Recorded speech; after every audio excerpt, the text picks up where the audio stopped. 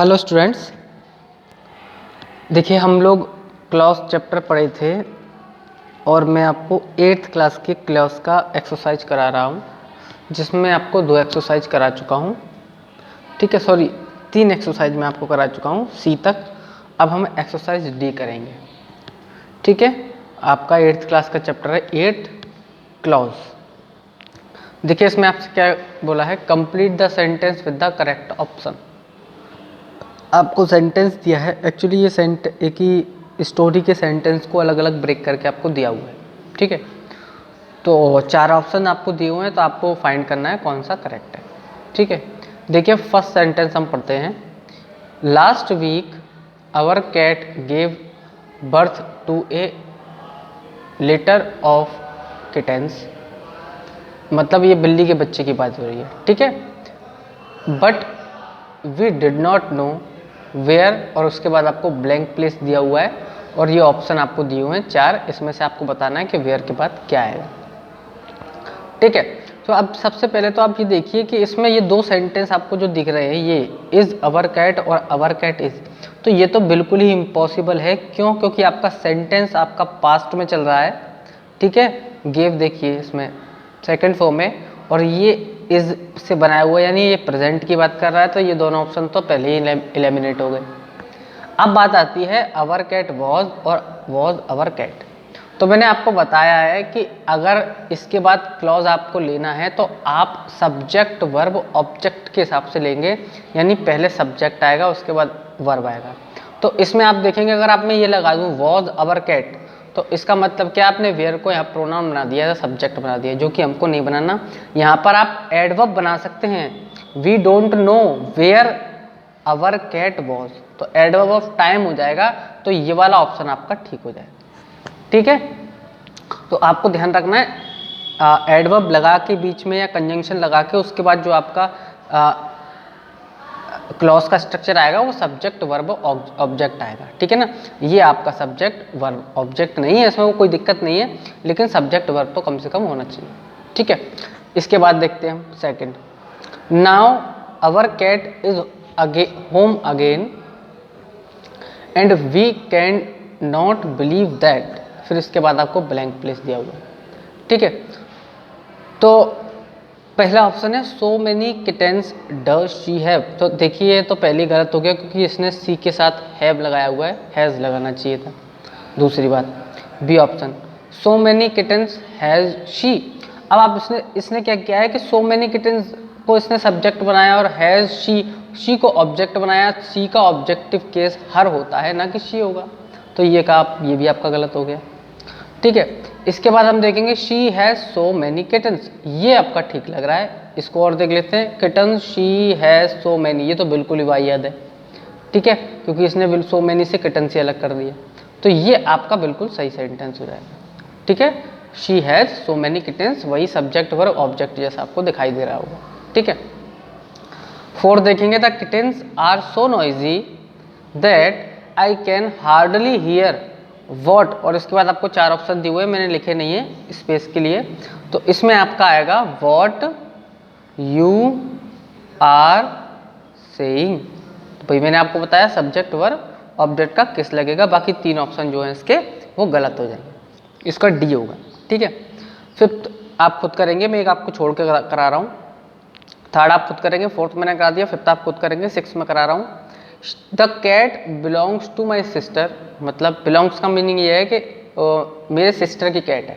ठीक है, सो my father insisted that, तो मेरे पिता ने जोर देकर कहा कि डैश देम फॉर अडॉप्शन। अब आपको यहाँ बताना है ब्लैंक प्लेस में क्या आएगा, she offer, she offers, she will offer, she must offer. देखिए ये यहाँ पर आपका पास्ट में चला गया टेंस, तो ये तो बिल्कुल ही गलत हो जाएगा। ठीक है, और इसके बाद विल ऑफर, यानी उसके पिता ने जोर देकर कहा कि शी ऑफर, कि वह उन्हें ऑफर दे फॉर अडॉप्शन, गोद लेने के लिए। तो इसमें विल और मस्ट का तो कोई यूज नहीं आता, बस सिंपल आपको लगाना है शी ऑफर। ठीक है, वह उन्हें ऑफर देगी, तो ये आपका बनेगा उससे ऑफर दे, वह ऑफर दे सकती है, तो इसका भी कोई मीनिंग नहीं निकल रहा, सिंपल मीनिंग निकल रहा है सी ऑफर से, ठीक है। 8 देखेंगे आप, my sister needed to find new homes for them but she did not know whom, यानी my sister needed to find new homes for them, उनके लिए वो नया घर ढूंढना चाहती है, लेकिन शी डिड नॉट नो, वह नहीं जानती। इसके बाद आपको क्या लगाना है कि वह किससे पूछे। तो आप देखिए मैंने आपको क्या बताया कि सब्जेक्ट वर्ब ऑब्जेक्ट, तो सब्जेक्ट वर्ब ऑब्जेक्ट का केस एक तो आपको ये दिख रहा है, ये दिख रहा है और ये दिख रहा है, तो ये तो गलत हो गया क्योंकि इसमें आपने शुड पहले ले लिया, ठीक है। तो और इसके बाद आप देखेंगे कि यहाँ पर सेंटेंस है पास्ट में, तो ये तो आ ही नहीं सकता, प्रेजेंट चला गया, और ये भी आपका क्या चला गया, प्रेजेंट चला गया। तो आपको सिंपल ये लगाना है कि उसको किससे पूछना चाहिए, ठीक है ना। शुड का इसमें यूज करना पड़ेगा आपको चाहिए के लिए, ठीक है। नेक्स्ट चलते हैं 10th, neighbours dropped by just to take a look everyone picked out, ठीक है, यानी पड़ोसियों ने उसको बिल्ली के बच्चों को देखने के लिए रुके हैं, और एवरीवन पिक्ड आउट। उसके बाद है विच वन, ऊपर कर देता हूँ इसको थोड़ा, देखिए which one he is like. तो देखिए ये आपका पास्ट में चल रहा है, ये प्रेजेंट की बात कर रहा है, और इसमें भी प्रेजेंट की बात कर रहा है, इसमें पास्ट की बात कर रहा है, इसमें पास्ट की बात कर रहा है, लेकिन इसने क्या किया यहाँ पर कि विच वन ही लाइक। अब देखिए एवरीवन आया है, तो एवरीवन के लिए ही आप नहीं लगाएंगे, एवरीवन के लिए आपको दे का यूज करना पड़ेगा, द वन दे लाइक, यानी एक को उन्होंने पसंद किया, ठीक है, ये मतलब इसका निकलेगा। चलिए नेक्स्ट एक्सरसाइज हम करते हैं, एक्सरसाइज ई, ठीक है। चलिए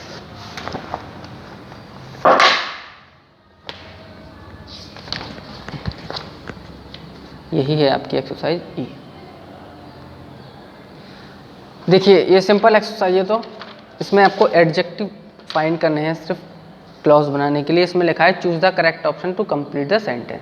अब आप देखिए the Manish is the boy, ठीक है ना, फिर डैश लिखा है और इसमें 3 ऑप्शन आपको दिए हुए हैं। पहला है हु, सेकंड है आपका दैट, और सी है आपका विच।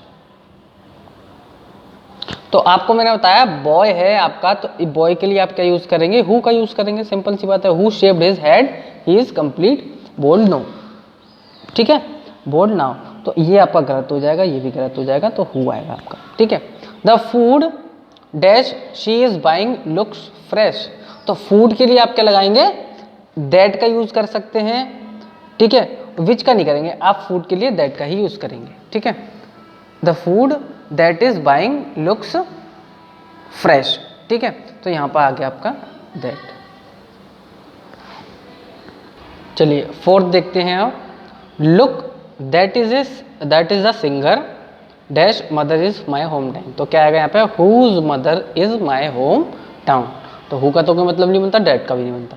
इसके बाद आप देखेंगे 5th आप खुद करेंगे। 6th देखिए, I felt bad for the boy blank place broke his ankle while running, तो इसके लिए आपको क्या लगाना पड़ेगा, द बॉय हु ब्रोक, क्योंकि हु के साथ आपका फिर वर्ब आती है डायरेक्ट हु वाले केस में, ठीक है।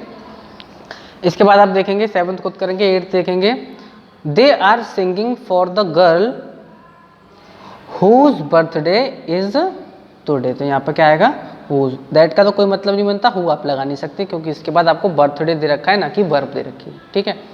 ये आएगा इसमें ये वाला, और इसका होगा ये वाला। 9th देखेंगे last, where is the troupe dash dancing you like so much, तो हुज डांसिंग आएगा, हुज डांसिंग। अब यार डांसिंग को आप वर्ब ना समझें, ये वर्ब नहीं है, एक्चुअली जिरेंड है जो कि इसमें सब्जेक्ट का काम कर रहा है, ठीक है। Whose dancing you liked so much, तो आपका हो गया। तो इसके बाद आपकी एक्सरसाइज है एप ई तक हमने कर लिया। नेक्स्ट एक्सरसाइज हम लोग करते हैं नेक्स्ट वीडियो में। Thank you.